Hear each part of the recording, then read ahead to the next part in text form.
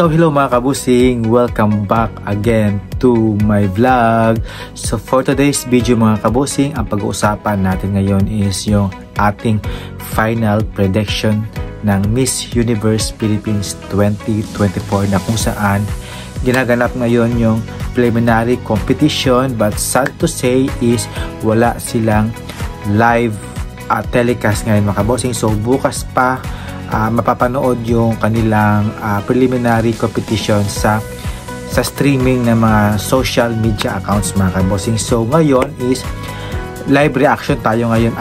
Hindi pala live reaction, is final prediction na kung sino na yung mananalo bilang isang Miss Universe Philippines 2024. So before anything else is nais ko muna kayong batiin ng magandang umaga sa inyong lahat, magandang gabi, magandang tanghali, at syempre magandang gabi sa lahat pong nanonood po sa aking YouTube channel. Hello po dyan.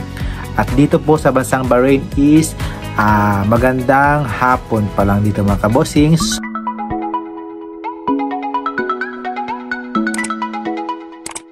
Predict na aking final prediction for top 20 mga kabosing. So let's start ngayon sa top 20 ko na si Cabanatuan. Ayan yung ating top 20 na si Cabanatuan. So from the start and to the end mga kabosing, so nakitaan ko talaga siya na makakapasok talaga sa top 20 kasi first impression ko talaga is sobrang ganda talaga. Nung una pa lang salang niya doon sa first day of competition is makakapasok talaga sa top 20 mga kabosing. Next is si number 19, si San Pablo Laguna. So the day na nung yung sa Sultan Kudarat nung runway challenge, doon ko siya nakitaan na magaling talaga siya sa runway challenge. Also mga kabosing, yung kay Jojo Bragais, si San Pablo Laguna, kaya pinasok ko siya sa number 19 for my final prediction hot picks mga kabosing. Next is number 18 is si Florida.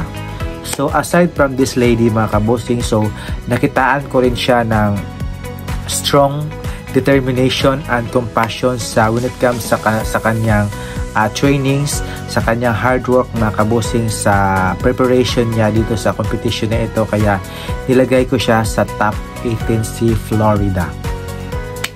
Number 17 is si United Kingdom na si Christina Chok. So dito naman sa babaeng ito is nakitaan ko din siya ng potential talaga kasi maganda rin naman ito at maganda yung kanyang performance, yung pasarela. Para siyang hindi talaga siya totally gigil na gigil. So kalma lang talaga si Christina Chok dito sa competition na ito, kaya I prepared to her as number 17. So let's move to number 16 na si Leyte. So based naman dito kay Miss Leyte, so nakitaan ko rin siya na may potential na makapasok sa top 16 kasi bukod sa matalino siya, maganda rin yung kanyang background stories. Kasi basta marami yung kanyang preparation din, at yung kanyang province din is sumusuporta talaga sa kanya, kaya ilalagay ko siya sa number 16. Next is number 15 ko si Zambales na si Anita Rose Gomez. Dito naman from Zambales nito na si Anita, nakitaan ko rin ito ng potential na makapasok sa semi-finalist kasi bukod sa determinado siyang makakapasok talaga sa top 5, so gigil na gigil siya talaga na makakapasok at may uwi niya yung Miss Universe Philippines 2024, kaya nilagay ko siya sa number 15. So kung makakapasok siya sa top 15, happy rin ako kay Anita Rose Gomez kasi maganda rin ito, sexy din, at maganda rin yung kanyang advocacy sa kanyang bayan mga kabosing. Next for my number 14 is si Cavite na si Diamante. Yun, maganda rin ito, sobrang ganda rin ito ni Diamante kasi maganda yung kanyang performance noong Aqua Boracay. Sobrang sexy niya At syempre yung previous ngayon na latest na challenge nila, sobrang sexy niya talaga sa kanyang pictures na yon. Na-amaze ako sa kanyang performance din, kahit hindi siya masyadong katangkaran, basta bumabawi siya sa beauty and sexy, mga kabosing.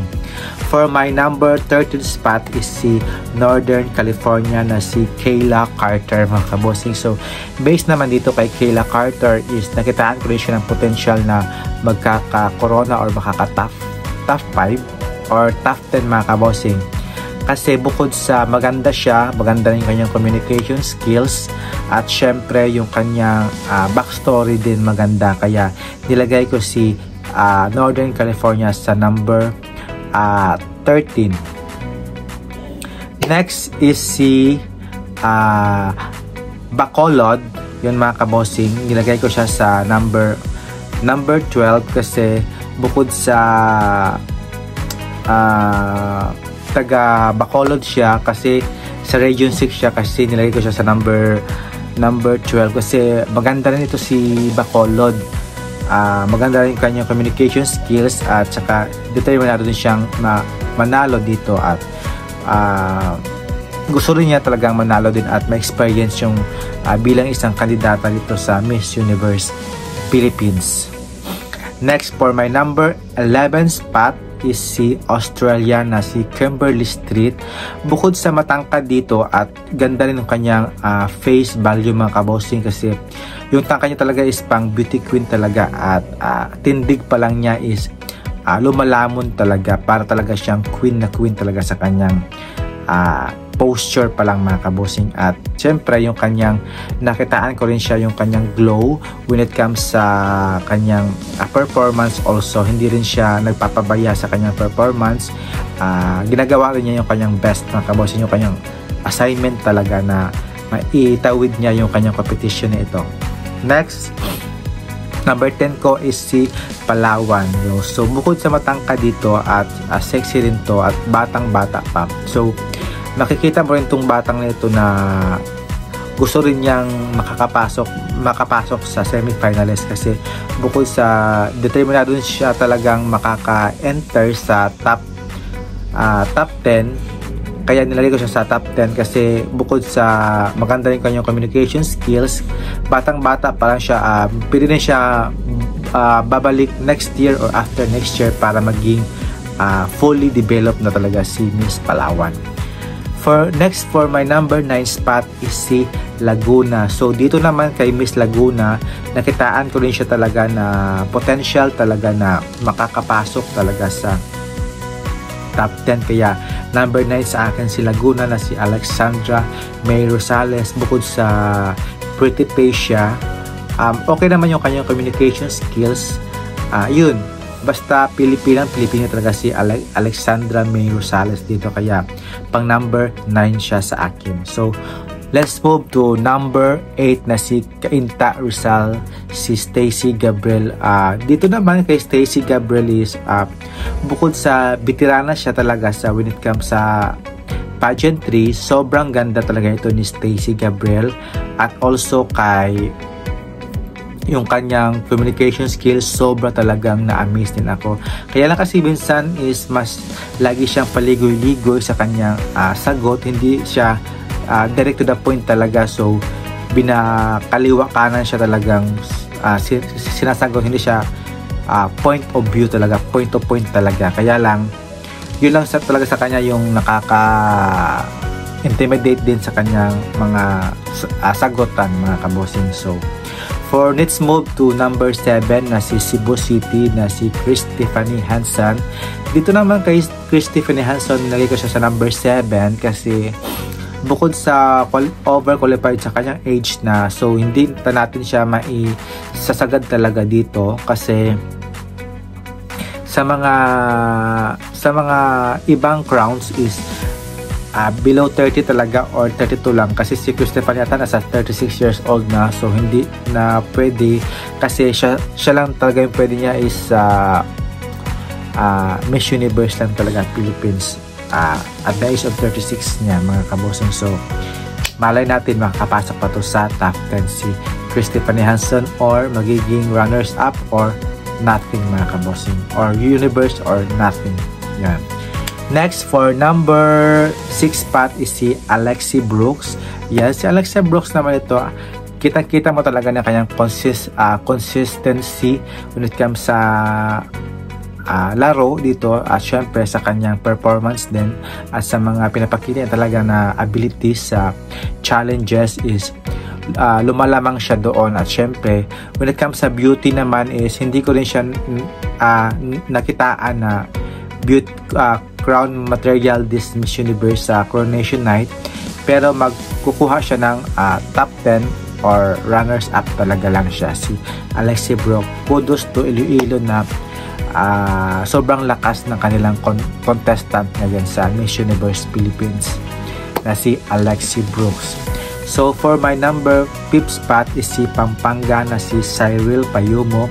Si Cyril Payumo naman is nakitaan ko siya ng potential kasi sobrang tangkad niya, at nakitaan ko rin siya ng ability na makakapasok kasi una kasi parang hindi pa siya masyadong sobrang lakas kasi sobra siyang mahinhin, pero yung itong si Cyril Payumo is may isasagad pa talaga sa when it comes sa performance talaga. So kung isagad mo lang to, yung kanyang performance na to the highest level, sure siya yung mag-uuwi ng corona or mag-runners up to or ibang crown material si Cyril Payumo. Next, for my number 4th spot is si Bacoor na si Victoria Velasquez Vincent. So dito naman kay Victoria Velasquez Vincent, when it comes sa pasarela, sa beauty, sa intelligence, check na check tayo dyan, wala tayong masabi. Sa kanyang story, okay na okay sa akin. Lumalaban din ito sa mga international pageant kasi nung last 2021 is nasa second runner up siya, kasama niya si Beatrice Luigi Gomez, pero siya yung best siya charity. Kasama niya ito si Taguig na si sino ba yun? Si Katrina Di Maranan, yun, nag-first runner-up siya. So, si Bacoor naman, pwede siya sa ibang crown or Miss Universe Philippines natin kasi total package din ito si Victoria Velasquez Vincent ng Bacoor. Next, number 3 ko is si Taguig na si Christy McGarry. So, dito pala kay Christy McGarry, pasok na pasok talaga siya sa panlasa na pwede na siyang ipadala sa Mexico kasi tindig pa lang niya is sobra talagang nanlalaban. Sa height pa naman niya ay na 5'11". Sino ba naman niya na hindi aayaw sa kanyang beauty, sa kanyang skin na morena, at syempre yung kanyang eyes talaga yung nagdala na very eye-catching talaga. At sa kanya namang communication skills, wala akong masasabi, kaya sa kanya namang performance, sana mag-level up pa siya this preliminary competition at sa the finals ng Coronation Night kasi malaki talagang potential niya, talagang may uwi yung corona bilang isang Miss Universe Philippines kasi at the age of 32 ayata siya, 34, 33, yun, pasok na pasok pa siya sa supranational or sa Miss Universe Philippines. Either runners up or winner siya dito mga kabossing. So, for the next is for my number 2 spot is si Baguio na si Tara Valencia. So, ito talaga yung mga sentimental favorite ko talaga si Tara Valencia. From day 1 to up to day, sentimental favorite ko talaga to si Tara Valencia. Bukod sa maganda na, sexy, at syempre matangkad din to. Okay naman yung kanyang communication skills, nasa basic lang siya. Hindi naman weak, hindi naman very strong, nasa mid lang talaga si Tara Valencia. Yun, sobrang ganda talaga niya, consistent talaga siya from day first to today mga kabossing si Tara Valencia. So siya talaga yung may possibility na manalo or mag another crown or runners up. Yun lang talaga, basta sa top 5 siya, automatic na yun siya, at siya talaga yung top 5 talaga, top 5 material ng Miss Universe Philippines. Sana makapasok talaga siya sa finals ng Miss Universe si Tara Valencia. I hope kasi this is my final prediction na mga kabossing. Next, for my number 1 spot o gusto kong manalo bilang isang Miss Universe Philippines 2024 na si Atisa Manalo ng Quezon Province. So dito pa lang mga kabosing, so siya na talaga yung gusto ko talagang manalo since day 1, kasi nung una pa talagang sumali siya is wala talaga, almost 5 years talaga siya o 6 years bago siya nag-join dito, at ngayon andito na siya at the age of 26. So go na talaga tayo kay Atisa Manalo, kasi bukod sa maganda na, matangkad na, at may napatunayan na sa international pageant, sa international naging first runner up siya si Atisa Manalo. So beauty check, intelligence check, sa pasarela check also. Wala na akong masabi, siya na talaga yung gusto kong manalo bilang isang Miss Universe Philippines 2024 na si Atisa Manalo from Quezon Province. So this final coronation night sa Wednesday, sana magkatotoo yung hula ako na siya talaga yung mananalo, then followed by Tara Valencia. So ayan mga kabosing, what do you think mga kabosing? Sino-sino yung gusto nyo talagang makakuha ng corona? Please comments down below mga kabosing, and don't forget to like and subscribe. See you in my next vlog. At patapos na yung ating Miss Universe Journey Philippines sa ating pabablog. So the next only is back to normal tayo. Kung ano naman yung may mga pageantry, doon naman tayo mga kabosing. So see ya, keep safe po, subscribe, God bless po, assalamualaikum po.